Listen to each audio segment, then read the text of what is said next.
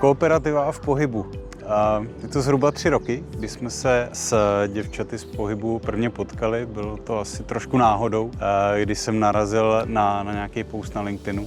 A najednou jsem si říkal, hele, to je jako strašně fajn, vlastně zajímavý koncept podpory, jednoduchý podpory jako zdravého, sportovního, funkčního života, který z mýho pohledu v těch velkých korporátech trošičku pokulhává. A tak jsme se potkali, začali jsme vymýšlet, co s tím. Podařilo se nám po nějakých pár testování dát dohromady koncept, který už nám zhruba ty 3 roky běží. A to jsou nějaký jako kratší sekvence setkání onlineový s menší skupinou lidí, což se ukazuje, že jako je ta správná volba, protože je to většinou komorní skupinka, která si i dokáže jako mezi sebou vyzdílet a dokáže vlastně s těma lektorama relativně jako důvěrně, intimně v rámci té skupinky fungovat, což samozřejmě je vždycky lepší, protože ty témata, které se tam otevírají, tak můžou mít vlastně přesah i do nějakého jako soukromí. Takže jsem rád, že tohleto se nám podařilo, že to funguje.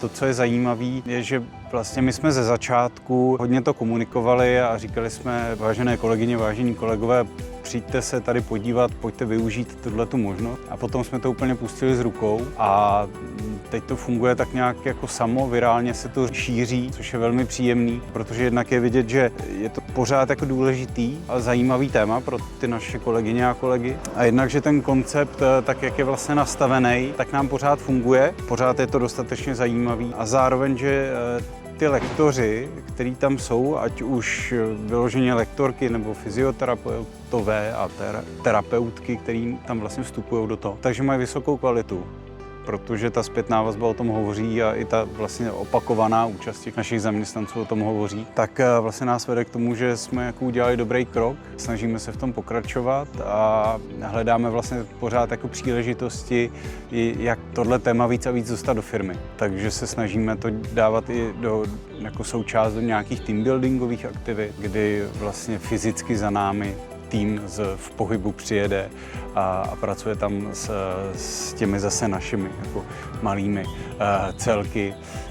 Tak se snažíme jako vymýšlet opravdu, co s tím dál, protože to téma a to spojení vlastně jako prevence zdravotní a pojišťovny má jako strašně moc příležitostí a obrovský potenciál. Tak vlastně pořád vymýšlíme, co s tím a věřím a těším se na to, že nezůstaneme jenom u těch malých formátů, ale že se nám postupně podaří z toho vymyslet i něco většího.